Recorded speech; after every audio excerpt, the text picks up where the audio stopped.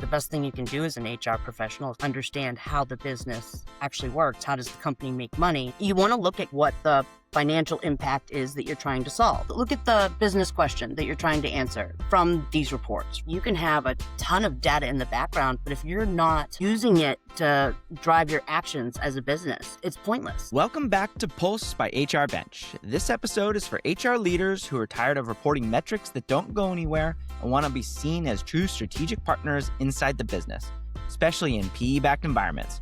I'm joined by Emily Granholm, an HR and people ops leader with over 17 years of experience across high-growth tech, the federal government, and manufacturing. Emily has been in the trenches building HR programs, working directly with executives and boards, and translating people data into decisions that move the business forward. In this conversation, we dig into where HR analytics often goes wrong, from inconsistent definitions to poor data hygiene, and how HR leaders can fix those issues before they lose credibility with finance or leadership. We also talk about how to make the leap from dashboards and reports to real business action, using data, storytelling, and financial context to manage up, influence decision-making, and position HR as a revenue enabler. Let's get into this episode. We're going to talk about HR and data and analytics and how HR can tie their initiatives to revenue, which is all about what our audience cares about. I'm here with Emily Granholm. Emily, what should the audience know about you? Well, I am a HR manager and people ops professional with 17 years in the business, working across a variety of different industries, from high-tech startup all the way through federal government and more recently manufacturing. I love what I do. I like enabling teams to kind of like bring their best to work. And I like the psychology behind things, figuring out what drives results from our people. Awesome. Well, we're going to dive into all of that, but to kind of set the stage a little bit, we're going to talk about HR and data because most recently you took a stop with a PE-backed company. And so that's kind of gives a different lens on data because a lot of our audience operates in PE-backed environments. And so I wanted to kind of kick off with pitfalls in using data and when HR teams come into really needing to use data to get executive buy-in, like what are the common mistakes they usually fall into that you see? So I'd say there's 3 pitfalls that typically will make that people typically fall into. So, that's inconsistent definitions with the team, bad hygiene with the data there. So, mismatch sometimes, and analytics without a business question, because you want to be able to solve a problem and you can have a ton of data in the background, but if you're from all different sources, but if you're not using it to drive your actions as a business, it's pointless. So, those are the 3 pitfalls that I see a lot of teams kind of fall into, because there can be discrepancies between what the headcount is with the finance team as opposed to how HR is calculating headcount, or this person just ended on the last day of the month, is he still included in that month, or little things like that. But it makes a difference and you want your data to be accurate. Yeah, that's interesting. The definitions is interesting. I was actually just talking with First Key Homes, one of the HRIS managers there, and he mentioned the discrepancy between how finance is calculating headcount versus HR. Like, why does that happen? I think there's maybe a variety of different reasons. Finance typically will use their ways with the spreadsheet, or you just kind of get used to doing things a certain way, and this is how they've always done it. And I don't think that HR teams are all like. There's a lot of people within HR working in the field of HR, but they don't necessarily have like a data analytics background, right? So maybe they're not calculating things the same way, or there's just not open communication, right? Like that's why you need to kind of have the clear definitions on, okay, well,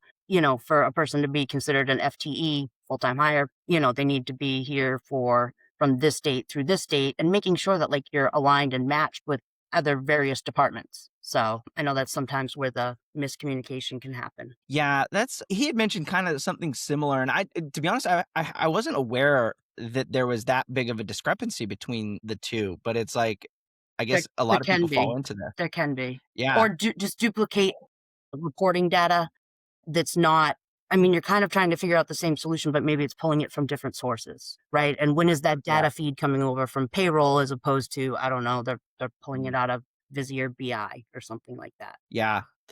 Okay. I want to get to the second one, the hygiene that you mentioned, and we're going to spend the bulk of our time on business outcome because I think that that's like one of the bigger things. So for data hygiene, like what are some of the initial signals that people should be looking for that maybe they need to clean up some of their data hygiene? Yeah, I would think you need to kind of like prioritize, okay, well, are all the departments like using the same language and using the same like sources for data, or is there one universal place that it's housed on a dashboard or something? And then you want to make sure that the data is aligning with what the figures are and facts are that you're kind of like trying to make sure it is accurate. Because when it's not accurate, it's not going to, you don't want to lose credibility for the data that you're presenting. Oh, well, we had, 16 terms last quarter, and really that doesn't align. Like maybe you term people that say that, I don't know, the HR team is counting their term as their actual last day at work, but or their actual end date, and then I don't know, for some reason finance is counting it as when their severance ends, or say they've got a, month severance. So I'm just trying to think of something that would create some discrepancy when you're going through and you need to be able to kind of clean it up and make sure that it's accurate. Meeting. Go ahead. That is interesting because the severance is depending on, would it depend in the I don't know if you know this, but in the finance realm, would it depend on if the severance is paid as one lump sum at the start and then they align the term dates, or do they pay it over a period, like if you get 3 month severance or something? Yeah, I mean, it depends on how it's written, either in the executive's agreement or the team member's agreement. Got it. Because I've seen it done both ways. I've seen it be paid out like, if there's like a mass layoff, they'll do it as payroll cycle so that it's not a lump sum, but I've also seen it paid out as lump sums. So I think like there's a lot of different ways to get to the same result. So I think the biggest thing is communication. So making sure that the departments and teams are aligned on like, okay, well, this is what we're using as far as this goes. Because if you think about it, that's probably where a lot of the mix up is coming from, right? People aren't communicating and they're just doing things the way that they think it should be done. And then all of a sudden you've got a discrepancy in the information that you're sharing to try to, give budget or paint a story. Yeah, and if nothing else, it's just good to know if, like, for the HR folks listening, if they haven't worked with finance yet or they're kind of Mhm. early on in this process, just knowing that there might be a discrepancy, especially when it comes to how they're determining Mm. when it happened, because it's going to be when the money hits, and HR is probably going to be looking at when people items hit, not necessarily the money. And just knowing that, then you can go in with a proactive Mhm. conversation and get alignment because you kind of know which sides are doing what they need to do. Yeah. Yeah. And then audit it before you build any type of dashboard. So, Yeah. Yeah. And the third item, which is actually the second question that I wanted to touch on with you, is around, so you've gone through, you got your definitions, you've got mm, your hygiene, and now you're going to start running reports. mm, But how do you go from just thinking in reports, thinking, adding data and dashboards, and actually turning that data from reports into insights and actual business actions? Like, yeah. that's the next question. Making that leap from just reports to actions. So I would definitely say that you need to one look at the business question that you're trying to answer from these reports, right? Whether it's turnover, whether it's regrettable attrition, whatever the kind of like business problem that you're trying to solve. We've had a lot of voluntary turnover in, this department in this quarter. So look at that. And then you want to kind of find the insight. What changed from who and why? Like those are kind of the key core issues that you need identified before you kind of even start like looking at the data. Because like I said, Mhm. you can have a ton of data, and we're looking at it all the time. We just don't always think about it as like this is a data point, or you know what I mean? Like you think Yeah. sometimes data is just like living in spreadsheets, but data is everything. And then you want to look at kind of like what the financial impact is that you're trying to solve. So making sure that finance is aligned with HR, with the executive board, with any type of leadership that's on, especially in a PE backed company. We're typically run by a board, and they're what's funding the company. And then you want to kind of like look at those reports. So what is the variable between, okay, if I do nothing, this is what's going to happen. And if I choose to act, this is how we're going to change the scenario, change the situation. Then you want to kind of look at like, okay, well, what are my recommendations for this report? Like, because you can run reports all day, but are you actually making actions and plans and building your business strategy around what those reports are telling you? And then you want to basically formulate what your proposal is based on the story that the data is telling you, to be able to speak the language of CEOs and, various finance people, because I think that's the biggest thing, at least in speaking with other HR professionals, that they struggle with sometimes, is using the same language, understanding, the cost analysis and EBITDA and all the different things that kind of tie into the business. The best thing you can do as an HR professional is kind of like understand how the business actually works. How does the company make money? What are these problems? What are the people problems in relation to how that's impacting the business overall? Yeah, I love that you mentioned understanding how the business makes money. This Mhm. is the third. I've done a few of these. I think we're at like 12 or 13 recorded. Like I've got 6 or 7 released. And you're the third HR person that professional that's mentioned understanding how the business makes money. And what's interesting is I come from the marketing background, and it's even in marketing, people don't always Mhm. understand how this makes money, because you have all different facets of the profession. HR is the same way. Like Yes. the comp professionals, they're in data all the time. So they often know where the money flows Mm. a little bit easier. But if your primary thing is running engagement surveys or other things, Mhm. like you may not have thought about the connection there of where it makes money. So I really love that and want to emphasize that for all the listeners. And one of the tips that Nicole Logue we had on the show mentioned was like, just partner with finance, talk to them and Mhm. ask them about it. Partner with sales, ask sales where they're selling all of the stuff that they need. So Yeah, no, you wanna know every part. That's what makes you a strong leader anyways, is understanding why things work the way they do and what's working and what doesn't. Because 'cause you've gotta take action on the insights, but you don't wanna make the wrong action, because things can be a huge costly mistake. But yeah, I agree with you. Everything is it's because, yeah, marketing people don't always understand, okay, well, what is the return on investment for doing this marketing proposal or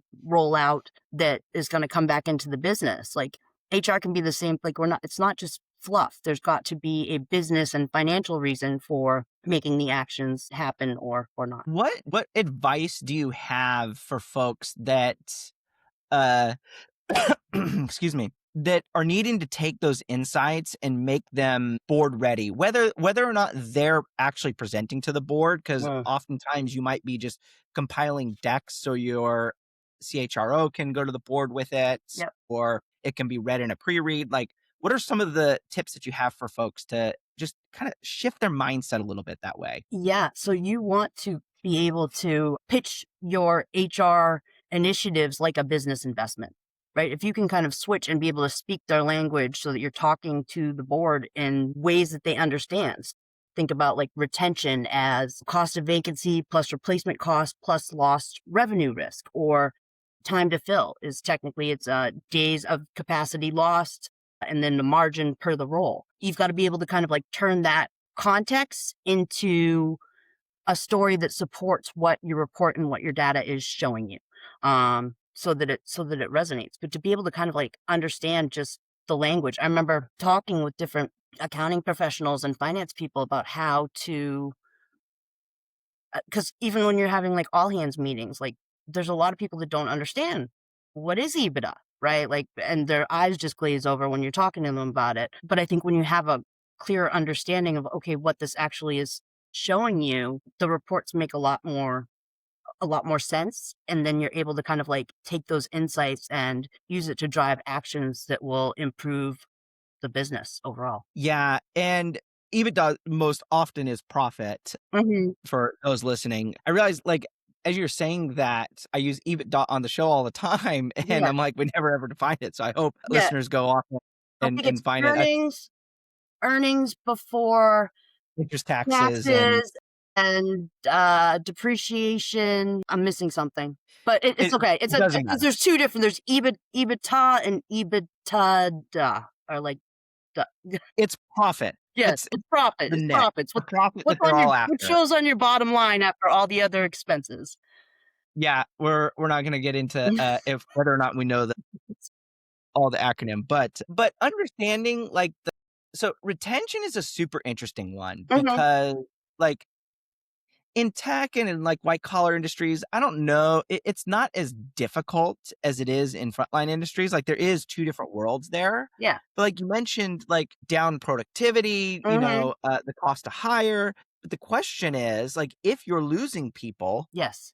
can you hire somebody else? Because Mhm. of, there's persistent labor shortages. Yeah. And, like, are you gonna hire somebody, uh, that's gonna wanna stick around? Mhm. Like, it's such a difficult thing in the retention number, and, I mean, there has to be formulas that, tie that number Well, to and it's all the bottom line for the board. absolutely, and it's all connected, right? When you can look at it like the entirety of like, an employee experience, if they're coming in and they're staying there. I mean, you can use engagement surveys and stuff to be able to kind of like pull data if you're having pain points, if you've got high turnover in a certain area or in a certain department, or I mean, overall. And yes, I think it is a very different industry, just being in high tech versus like, a frontline workforce in a manufacturing environment. Very different caliber of worker that you're hiring, but still, you've gotta kind of look at the overall picture of like, okay, well, what is that employee experience? What's gonna keep them here? And sometimes it can be super simple fixes, right? Like, say their manager has really poor soft skills, right? So nobody wants to talk to him or he's a jerk, and so they leave the company. I mean, those are you can Yeah. usually coach then the manager, and you'll see a change in kind of like the retention numbers that are coming back. I've always kind of figuring out the problems pertaining to retention because, yeah, it's all connected, and then it depends on how hard is the position to fill. Like, is it a, well-paid position, or is this like a super specialized skill? I mean, because think about the time that the vacancy is open, that's costing money. The burden that sometimes, like, if it's, a small department, say there's only 3 people and one of them leaves, it's, a specialized engineer or something, or maintenance tech, whatever it may be, and it's harder to find that skill set, and the other workers are taking on the burden of, being short a person. I mean, that again put weight on other people, and it's fine if it's temporary, but I see companies sometimes and the positions are just open for a very long time. Maybe teams aren't necessarily saying anything, but they're looking for their next opportunity, or they're just disengaged or doing the bare minimum to be able to keep their job, you know? Yeah, and it's interesting that you mentioned, like, you like diving into the retention number Mhm. because Stacy Baird, who we did a webinar with and we did a podcast with her as well, said that the retention's ultimately the lagging indicator of everything else that has Yep. gone wrong. Yep. And so, but everybody looks at turnover and retention number as like, let's look at that one. But there's so much up Mhm. the employee experience funnel, if you will, that you have to look at. How do you recommend for HR professionals who are tied to the turnover number? Maybe they want to improve it and they need to shift the conversation up, the other indicators earlier for employee experience than retention itself. I would say that the ENPS number ties highly into that, and I would Okay. want to survey my employees. I would want to, and then make sure that they've got the psychological safety that they're able to kind of like be honest. I don't wanna hear everything's great. You might be able to do this in focus groups, it depends on your organization, but I wanna survey and kind of see what's going on. You can do stay interviews to kind of like figure out, okay, well, what keeps you working here? Why do you like Mhm. working here? You've been here, 3 years. What brings you to work every day? And, you learn like, and that's all data points that you're gathering so that to kind of play into, okay, well, what action should we be taking? Oh, well, I don't want to stay here because the benefits are horrible, right? It's fine for me, but once I have to add my dependents, the cost is just astronomical. It's almost as much as my entire paycheck. I'm just making up different situations that could come up, but or like I said, that people are leaving because they're not addressing a toxic employee, right? And they just seem to get away with everything, and it makes the dynamic unfair, and so like people resent that. But you're not going to find out any of these things to be able to kind of like bring it up the chain and address it to the board and the executives unless you kind of like pinpoint what the pain areas are and what's causing a lot of these issues or what's causing the retention issues. Because yeah, like you said, retention is kind of like the last thing. Like people stay at companies that they like and when they feel like they're treated well and they don't, it's a subpar experience. Yeah. And so to kind of go back to where we started in this section around treating your initiatives like a business investment, Hmm. if you're going to say we need to run an employee survey, Yeah. the reason you're doing it is to try and catch turnover before it happens. Yes. And that's the bottom line number is really the investment rather than we just want, a sentiment survey to see how we're doing. Hmm. It's no, we want to prevent turnover. We Yes. want people to stick around. And that's exactly it. But you don't know, and people aren't always comfortable to just come and say, "Well, I hate this new policy that you've rolled out, and it really kind of I don't know," or I don't like this new director, and we seem to butt heads." Or there's so many. But if you don't know what's going on, then you're not going to be able to act accordingly. And if your people aren't honest and you haven't built that trust, I mean, HR is all about running a good business is all about building good relationships and having that connection with people because ultimately people are your profits. You can't run your business without your people, bottom line. So, yes, AI can do a lot of different things, but there's a lot that it still can't do. And Yeah.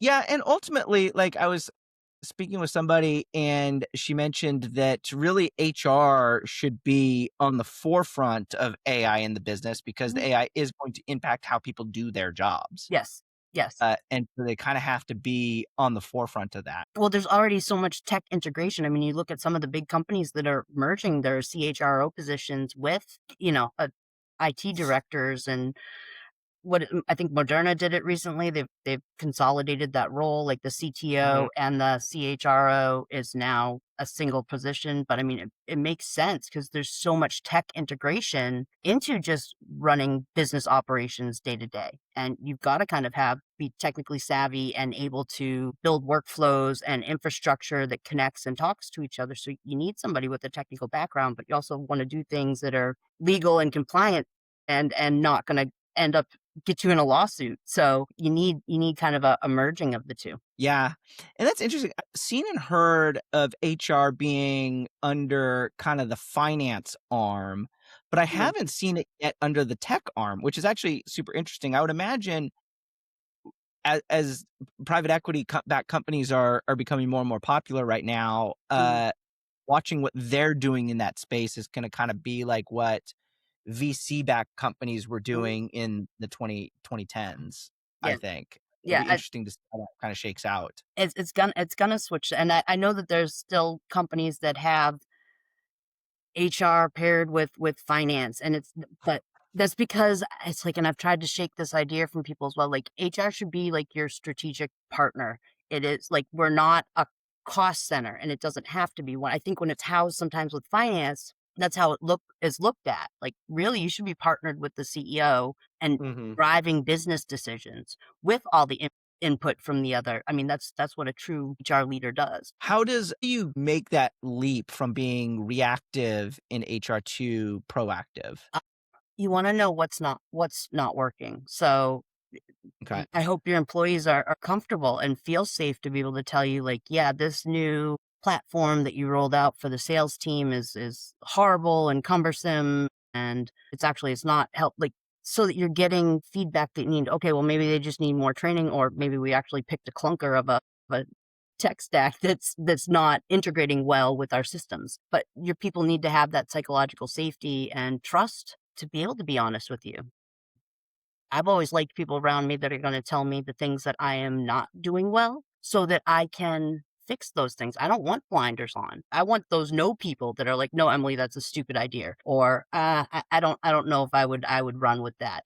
Because some of my ideas are great, but not all of them. So and, you know, I want Yeah. people that are comfortable enough with me that feel okay telling me like, "Yeah, no, I wouldn't do that," or just being honest and direct. But we see a lot of that lacking sometimes in the business space, especially as you move up levels, right? Yeah.